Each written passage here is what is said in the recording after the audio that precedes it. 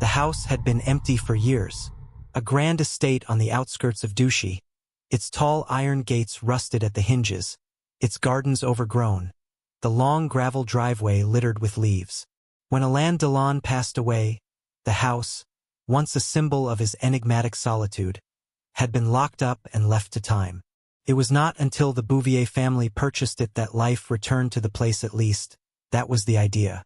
Jean-Luc and Camille Bouvier, a couple from Lyon, had made their fortune in antiques and saw the mansion as their greatest find. It was an architectural gem, full of history, and they intended to restore it to its former glory. Their daughter, Leah, a quiet 17-year-old with an eye for photography, was less enthusiastic. The house felt wrong to her from the start. The first sign was the cigarette smoke. Neither of her parents smoked, yet at night, walking down the long hallways, she would catch the unmistakable scent of Gauloise rich, slightly bitter, lingering in the air. It reminded her of old movies, of the way her grandfather's jackets used to smell. But there was no one there. Then there was the mirror in the study. It was an enormous, gilded thing, warped slightly with age. One evening, while taking photos of the room, Leah noticed something odd. In the reflection, she saw a figure sitting in the armchair by the fireplace. A man, half in shadow, dressed in a crisp white shirt and black trousers. His gaze was fixed on her, as if he had been waiting. When she turned, the chair was empty. She didn't tell her parents at first. Her mother had fallen in love with the house, with its sweeping staircase, its hidden passageways. Her father was too busy negotiating with contractors. But the presence grew stronger. She would hear footsteps behind her when she was alone. The door to the wine cellar would creak open by itself. And at exactly 3 a.m., music would play soft, distant, like an old record spinning in another room. One night, unable to sleep, Leah wandered downstairs. The main parlor was bathed in moonlight, and there, in front of the grand piano, stood a man.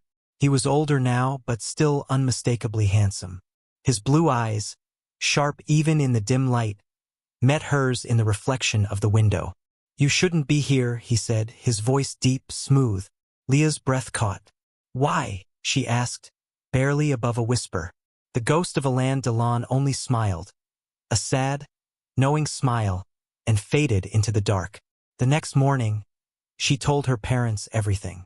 Jean-Luc, a skeptic, dismissed it as dreams, old house noises, imagination. But Camille, always more sensitive, turned pale. She had seen something too, a fleeting shadow, a whisper of perfume she couldn't place. The Bouviers didn't leave right away. They tried to ignore the signs, to push forward with their plans. But the house wouldn't let them. The more they resisted, the stronger the presence became. Doors would lock on their own. Leah found cigarettes still burning in ashtrays that had been empty moments before. And always, at 3 a.m., the music played. By the end of the year, they were gone. The house remains empty once more. Locals say Delon never really left, that he was too much a part of it, his solitude so deeply etched into its walls that even death couldn't take him away. Some nights, if you stand by the gates, you might catch the flicker of a cigarette in the upstairs window. And if you listen closely, you might hear the faint hum of an old melody drifting through the trees. The Bouviers left in the dead of winter, their departure unceremonious. No official explanation, no grand statement to the press, just a moving truck in the early morning and a housekeeper left behind to handle the last of the affairs. Within a week, the estate stood silent once more, its windows dark, its long corridors emptied of warmth. Snow settled over the grounds, masking the gravel paths, the abandoned flower beds, the statues that lined the garden, their marble faces frozen in quiet despair. For months the house waited. The village whispered. They always had, even when Delon was alive, though their murmurs had once been of a different nature. The reclusive legend, the aging king in his self-imposed exile, his presence had been mythic, his absence even more so. Now, his name carried a different kind of hush. The chateau was cursed, they said, haunted. Something was wrong there, something unnatural. Then, in the early days of spring, new voices broke the stillness. Gabriel and Marion Fournier were a different breed from the Bouviers. They did not come with delicate sensibilities or the naive romanticism of restoring old beauty. They were practical, unshaken by ghost stories, eager to claim the house not as a relic but as a home. Gabriel, a former architect, saw endless potential in the high ceilings and empty halls. Marianne, a literature professor, reveled in the idea of writing in the very rooms where Delon had once brooded in solitude. But it was their son, Matthew, who first felt the house breathe. He was 15, restless and skeptical, unimpressed by the weight of history or the murmurings of villagers. To him, the mansion was simply too large, too cold, its grandeur suffocating rather than awe-inspiring. The first night, lying in a bed too big for him, he listened to the silence thick, expectant, pressing against his ears like static. And then the faintest sound. Not footsteps, not voices. Music. A slow, melancholic tune, so distant it could have been a trick of the wind. He rose, following the sound through the dim corridors, past doorways that yawned open into darkness. The air smelled faintly of something bitter, something lingering tobacco and aged leather, a scent that did not belong to his father, nor to the dusty remnants of the house. As he neared the study, the music stopped, but something else remained. The chair by the fireplace, empty moments before, was now occupied. The figure was barely more than a silhouette in the dying embers, but Matthew saw him clearly, the sharp angles of his face, the way he sat with one leg crossed over the other, a casual elegance frozen in time. The man lifted his gaze. A flicker of recognition passed between them, though they had never met. The room seemed to hold its breath. Then, as quickly as he had appeared, he was gone. Matthew did not run. He did not scream. Instead, he stood there for a long moment, the image seared into his mind, before turning away and walking back to bed. Sleep did not come easily. The days passed, and the Fourniers settled into the house as if it were any other. Gabriel sketched plans for renovations in his notebook, his pencil scratching against the paper late into the night. Marion claimed the library, filling the dusty shelves with her own books, running her fingers over the spines, as if they held secrets only she could understand. They spoke of new wallpaper, new furniture, of opening the house to visitors once the restoration was complete. They made lists, called contractors, and ignored the way the light sometimes flickered without cause. Matthew said nothing about what he had seen. He was not sure he had seen it at all, not in the way one sees the real solid world. It had been different, less a vision, more a presence, something that lingered even after his eyes told him it was gone. But he could still feel it. In the study, where the leather chair always seemed slightly warmer than the rest of the room. In the corridors, where the air smelled faintly of something human, something lived in, though no one had been there before him. And then there was the cigarette. It happened one afternoon when he was alone in the house. His parents had gone into town, leaving him with only the distant creaks of the old wood and the hush of the wind slipping through the cracks in the windows. He had been in the study again, drawn there by something he could not explain, flipping through the books left behind in the shelves. Heavy, leather-bound volumes, their pages yellowed with time. He traced the lines of faded ink, letting his mind drift. The scent came first, that same sharp, bitter aroma Gauloise, unmistakable. And then, as he turned, he saw it. A cigarette, half-smoked, resting in the porcelain ashtray on the desk. A curl of smoke still rose from its tip. Matthew's breath caught in his throat. He was alone. He had been alone for hours. And yet, here it was, fresh, real, undeniably present. The air around it wavered slightly, as if the past and present had blurred for just a moment. He did not touch it. Instead, he stepped back, his pulse loud in his ears, and left the room, closing the door behind him. That night, he asked his mother if she had ever read about Delon smoking in the house. Of course, Marion replied absently, stirring sugar into her coffee. He was rarely seen without a cigarette in hand. Even when they became unfashionable, even when doctors warned him, he never stopped. It was part of him. Matthew hesitated. Did he ever talk about this house? Marian glanced up from her cup, curiosity flickering in her eyes. "What do you mean?" He shrugged, trying to seem uninterested. "Did he ever say anything about being here alone?" A small smile played at her lips. "Oh, always. He hated visitors. Said he was tired of people, tired of being watched. This place was his escape. He never really wanted to leave." Matthew nodded slowly. His mother's words lingered long after the conversation ended. He never really wanted to leave. And perhaps he never had.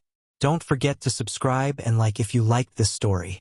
The days stretched into weeks, and with them, the weight of the house settled over the Fourniers like an unseen hand pressing gently against their shoulders.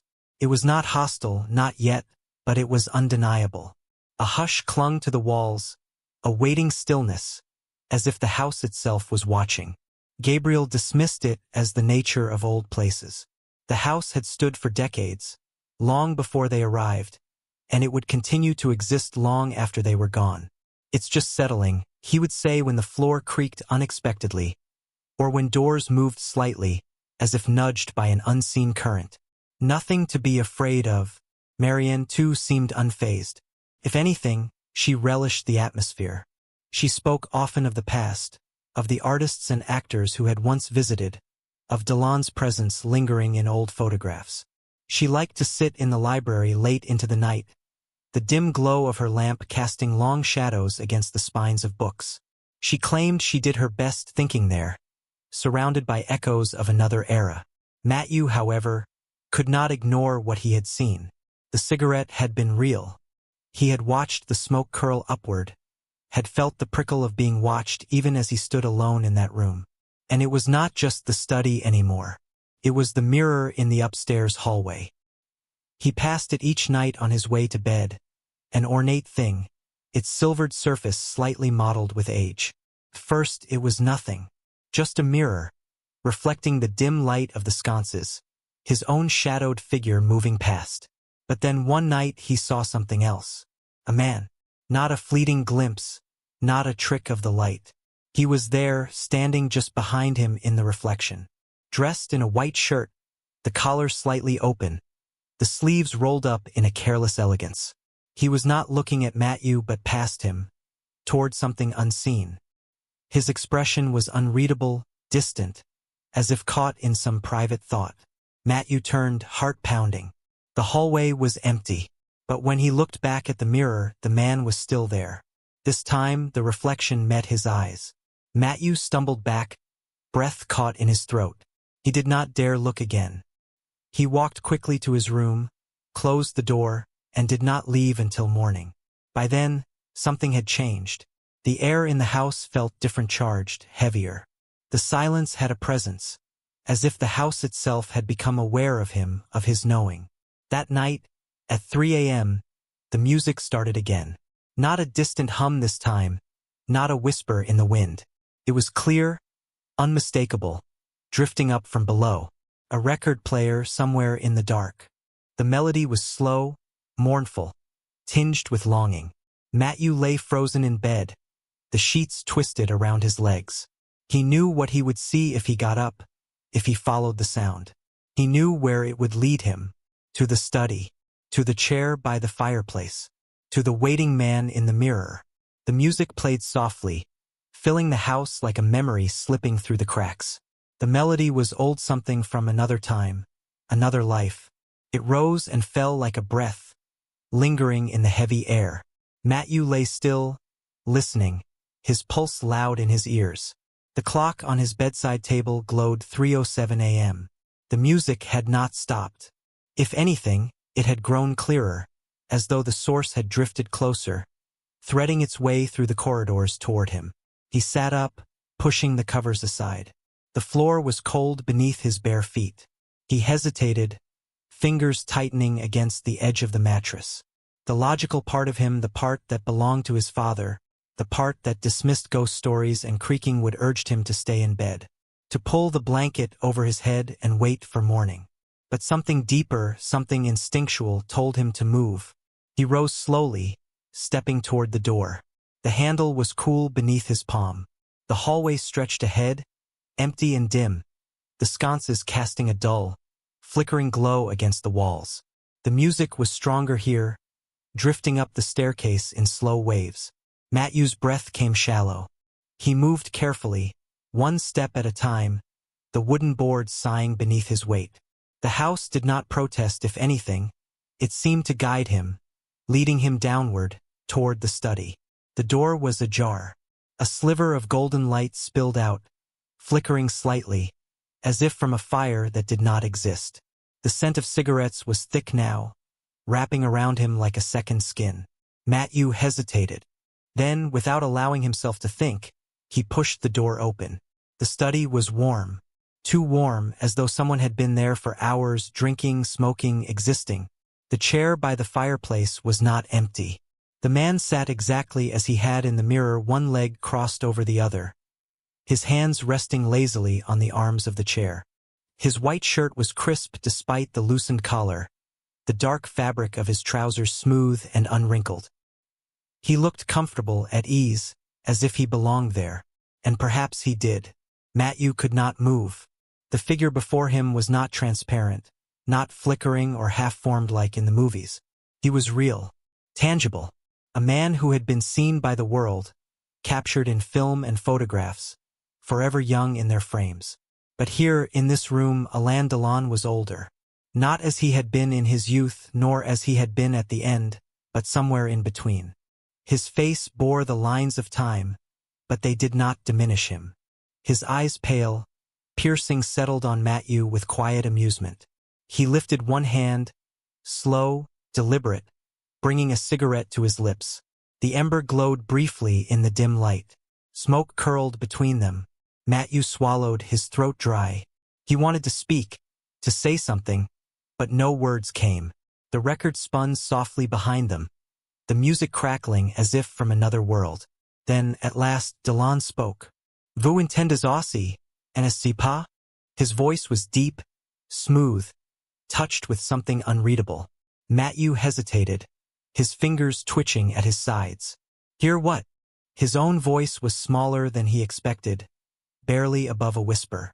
Delon exhaled slowly, watching the smoke twist in the air. The house, he murmured. It sings to you. Matthew shivered. The warmth in the room did not reach his skin. The house was singing. He had felt it from the moment he arrived, the quiet hum beneath his feet, the waiting presence in the walls. Delon smiled then, a slow, knowing smile.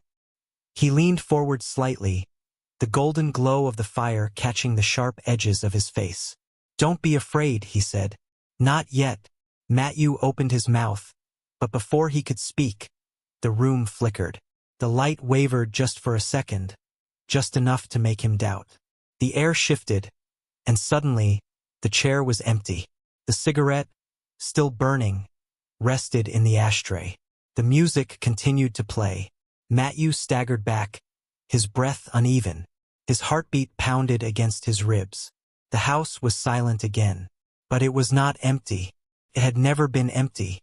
Matthew did not remember leaving the study, only that the next thing he knew, he was in his bed, staring at the ceiling, his breath slow and shallow.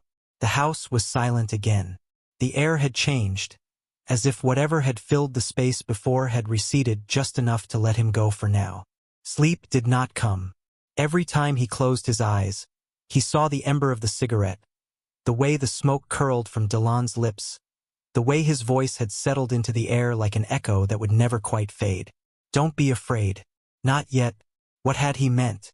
Morning came sluggishly, the light weak through the gray sky. When Matthew finally rose, the world outside felt distant, unreal, as if the night before had pulled him into some space between waking and dreaming. But it had happened. He knew that as surely as he knew his own name. At breakfast, he watched his parents carefully.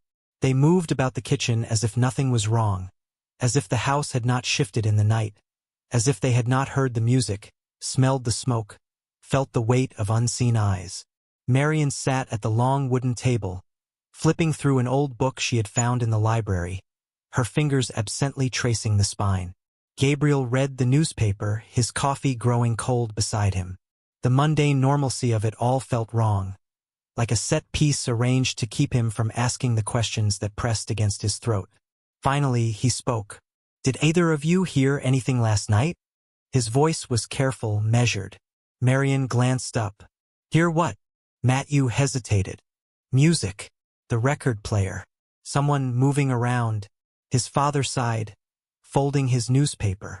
"The wind in this house plays tricks on you. Old places breathe, Matthew. That's all it is." But his mother frowned slightly, her brow creasing in thought. "What music?" she asked. He met her eyes, searching for some recognition, some flicker of understanding. It was old. A record. Something slow. Marian tilted her head, considering. Then she closed her book, rising from her seat with the kind of quiet certainty that always made Matthew uneasy. "Show me." He led her to the study, his pulse quickening with each step. The door stood slightly ajar, just as it had the night before. He pushed it open, half expecting the room to have changed somehow to find the chair still warm, the scent of smoke thick in the air. But the room was still. The fire was cold. The only sign that anything had happened was the record player. It sat on the heavy wooden desk, untouched for years, its dust disturbed. Matthew stepped forward, his fingers hovering over the needle, the black vinyl resting beneath it. The label was faded, but he could still make out the name. Avec le temps Leo Ferre. Marian inhaled sharply. He turned to her, catching the flicker of something in her expression. Not fear, recognition. "You know this song?" he asked. She nodded slowly. It was one of his favorites. A chill settled over Matthew. "Delon's?" Marianne's gaze lingered on the record player, her fingers tightening around the edge of the desk. "Yes," she murmured. He played it often, especially toward the end. A silence stretched between them, thick and heavy. Matthew swallowed. "I saw him." The words left him before he could stop them. They hung in the air, irreversible. Marian turned to him, her expression unreadable. "You saw him?" He nodded. "Last night. He was sitting in that chair." He gestured toward the empty seat by the fireplace, the same one where Delon had always sat in photographs, his gaze distant, his body draped in the kind of effortless elegance that only belonged to men who had lived too many lives. Marian did not laugh. She did not scoff or dismiss it like his father would have. Instead, she exhaled, long and slow. "I believe you," she said quietly. Matthew's stomach tightened. "You do." She ran a hand through her dark hair, glancing toward the hallway as if checking for unseen ears. Then she closed the door behind them. "I never told your father," she said. "He wouldn't have believed me, but I felt it too." "The house isn't empty." Matthew shivered. "Then why did you want to live here?" A faint, sad smile touched her lips. "Because some places are worth the ghosts." They stood there in silence for a long moment. Outside, the wind rattled against the window panes, the sky thick with the promise of rain. Matthew turned back to the record player. Slowly, he lowered the needle. The vinyl crackled to life. The first melancholy notes drifted through the room, filling the space with something more than sound, something unseen, something waiting. And for the first time since he arrived, Matthew understood. The house had never belonged to them. It had never belonged to the Bouviers before them. It belonged to the man who had never truly left. And perhaps it always would. Don't forget to subscribe and like if you liked this story.